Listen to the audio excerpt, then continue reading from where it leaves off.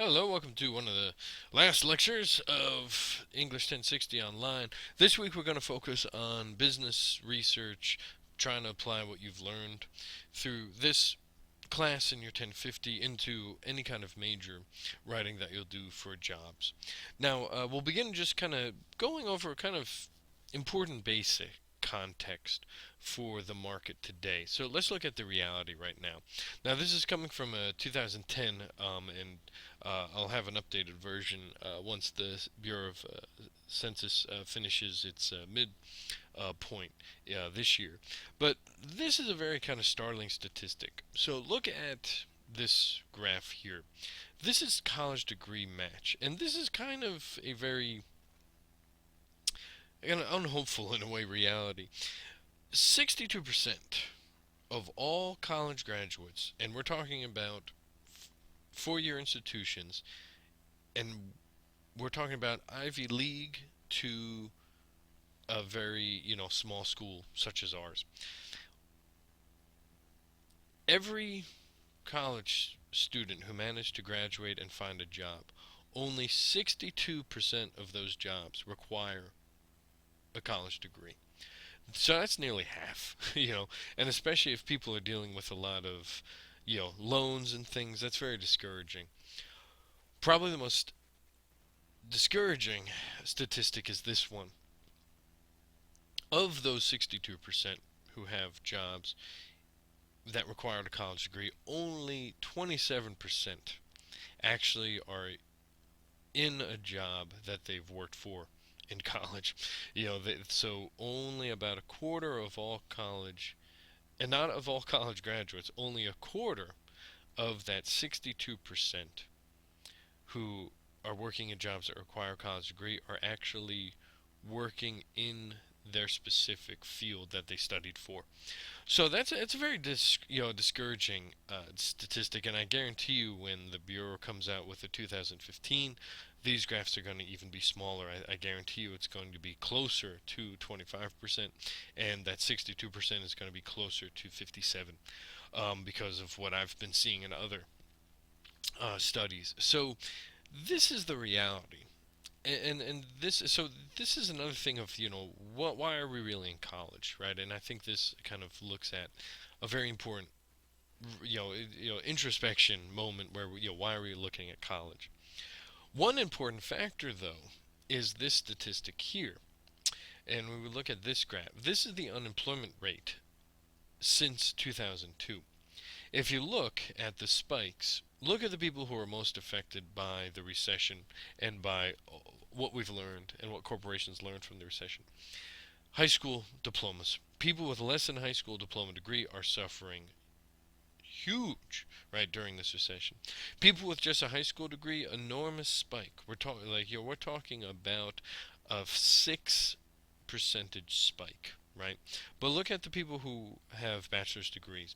Throughout the last 15 years, we are the ones who have suffered less during the recession and have always been able to pretty much maintain. And going back to 2015, it's almost the same unemployment rate as what we saw with what we saw before the recession. So we're almost back to this unemployment rate. So that's pretty good, right? The fact that college degree almost guarantees you. Now, again, you might not be doing the job you want, but it at least guarantees you employment, right? Even if it's not the job you want. The further good news is this statistic here, this graph, right? Looking at the salaries, right? And if you look, most college graduates, when we look at the average for bachelor's is 58 a year, and we look at the average for advanced, right? This average is good. This is pretty good, right? Even the lowest point, the 39,000, right, close to 40, is even higher than almost and is equal to the middle range for associate's degree. So people with college degrees, BAs, and BSs, right, have at least a higher chance of having steady employment and having steady pay and having a decent wage. And so at least that's helpful, right? Even though we might not be doing the job we intended to study for, we are at least making money, and that's good. The main issue in today's market is the fact that we have to consider the job now, and we have to really think about how to get into that field of study. And it starts with the resume. Most people find resume writing more difficult than academic essays because you cannot write a complete narrative of your life. It's hard to dwindle yourself down to a page, 2 pages tops for most of our professions. What we have to do is present quick bullet point lists, quick summaries of your skills and experience. One thing that you have to really consider, and I think most people are becoming more and more smarter with this, is the fact that you need to create numerous resumes. You can't just rely on the single resume. You have to create numerous versions. For each job, you have to cater to the specific job description. You have to cater the resume to the specific employer too. And this is where the research comes in, and your research skills that you were using in this class are very important. You have to nowadays, the amount of research you spent for Essay 4 is, and the annotated bibliography is just about the same amount of time you'll be spending researching companies and all that stuff. What you have to do is you have to conduct extensive research that's very specific to the field of study and the company that's offering the job. You have to know the company, you have to know the field, and you have to know the resume posting sites. The easiest way to get to know the company is obviously the About page, the Facebook page, the mission statement that the company has, all sorts of important aspects. To know the field, you have to, again, pay attention to classes, that was the whole point of Essay 4 and the annotated bibliography. Really be familiar with the field of study. What's important is you have to know the key terms for your cover letter and for your resume. You have to know the changing terms. You have to keep up to date on all sorts of terms and changing terms. For example, know the differences, and this is just a basic job, right? But there's a huge difference between secretary, administrative assistant, personal assistant, and executive assistant. I could do all four jobs basically. Most people could do all four jobs, but you have to cater the resume to each specific one. So all sorts of changing terms, right? And again, if you've done one of these jobs, you could pretty much do the rest, but you have to kind of know how to manipulate the terminology. The biggest issue with today's market is the people, or the pseudo people, who are looking at your resume first. Many times when you email a resume, a computer program is scanning for key terms, what we call these resume portal systems. These resume portal systems are the detriment to us. They're great for employers, but they're terrible for us because we have to manipulate the resume to make sure these keywords are there in our cover letter and in our resume. The problem, though, is of course there's no guarantee of what those words are. The good indication is looking at the job description, making sure you have those key terms, looking at the mission statement of the corporation. If they stress for example, if they stress teamwork, right, or leadership, right, you have to really figure out what the kind of key words that they keep on repeating or the key ideas that they keep on repeating. Because this is what will happen with those resume portal systems. They're going to scan for keywords. And if you don't have those keywords, you're not going to be successful. I've looked at resumes and I've used these resume portal systems. I've uploaded resumes that I've looked at and said, wow, this guy seems really talented. I've looked at and I've put it through the system, and it gave me a readout of 67%. And I've looked at another resume and say, oh, this guy's not that strong. I've put it into the portal system, it gives me a percentage of 85%. The difference is the keywords. The one person had those keywords for, and this was for a pharmaceutical company, they had the key terms, whereas the other person just didn't have the key terms. Even though their experience was great, the key terms weren't there. Often, an actual person does not look at the resume until really stage 2 or stage 3 of the process. And normally, if you're going to work in high-end corporations, it's going to be stage 3 when a person actually looks at the resume. This is very discouraging for people who are very charismatic, for people who are good conversationalists, because you are not able to use your conversation anymore. Even up until basically 20 years ago, I could walk into a company, shake a person's hand, and pretty much get a job somehow. Nowadays that doesn't happen. It's all done through computers, and that's really hard for us. And it's very hard to fight these kind of computer systems because they're so complex. So again, you have to really know the precise terminology for your career, and this is crucial because the resume portal systems also work for your cover letter. The cover letter oftentimes is going to be scanned as well by a computer system. And so you really need to kind of know the terminology, and that's the whole purpose of Essay 4 and the annotated bibliography. So before the resume, what do you need to do? You need to begin composing a resume. You should research the company's website. Look at how you can incorporate important words from as I said, the mission statement and the job description into your resume. You have to know the field because some of these terms may not be on the mission statement or on the job description because it'll be assumed that you'll know them.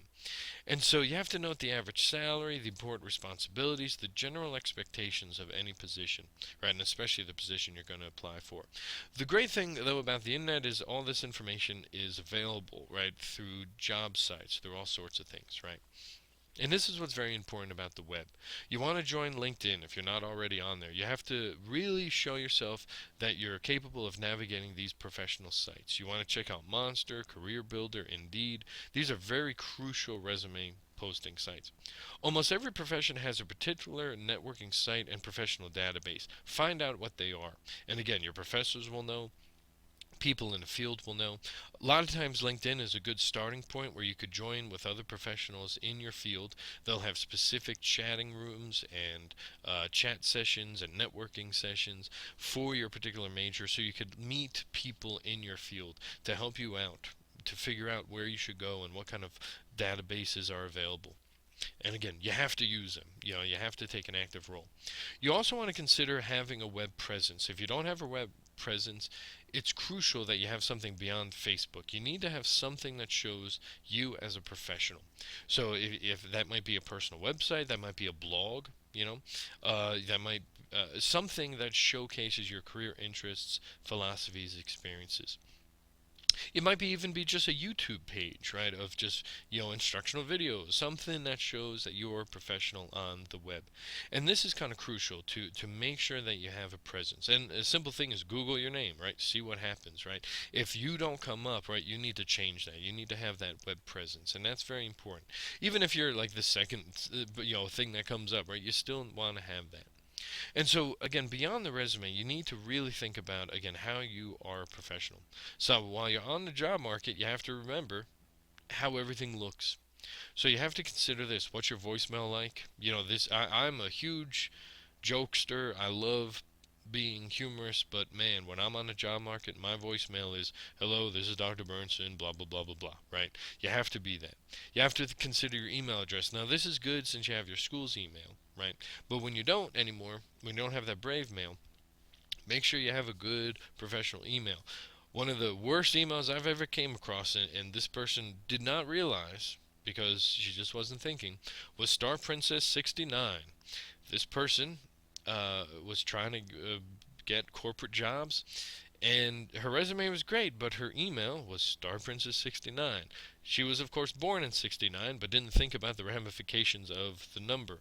And so you have to really be careful. You have to really just play it straight, right? Straightforward.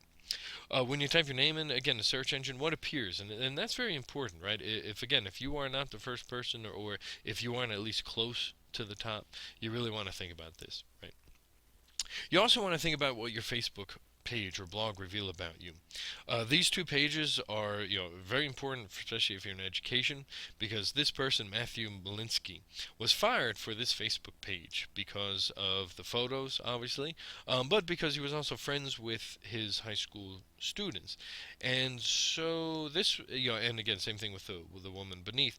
If you're a teacher, if you're in a service-based profession, if you have to really kind of consider, right, all sorts of these issues, right? How your web presence makes you look. And again, you could scream, freedom of speech and freedom of expression all you want. However, you know, because of subordination clauses, because of policies that dictate how you have a web presence, right, and how that reflects the companies, you have to be careful. And for example, the man up top, the Malinsky issue, it's awesome for him to show off his body, but when you're a high school teacher, you probably shouldn't be friends with your students on Facebook or in general, and you probably shouldn't be promoting yourself as a sexual object if you're teaching younger children. So again, it's all these issues, right? That again, we could be proud Americans and say freedom of expression, but we have to realize that as employees, right, we don't have all those freedoms anymore, right, because of our policies.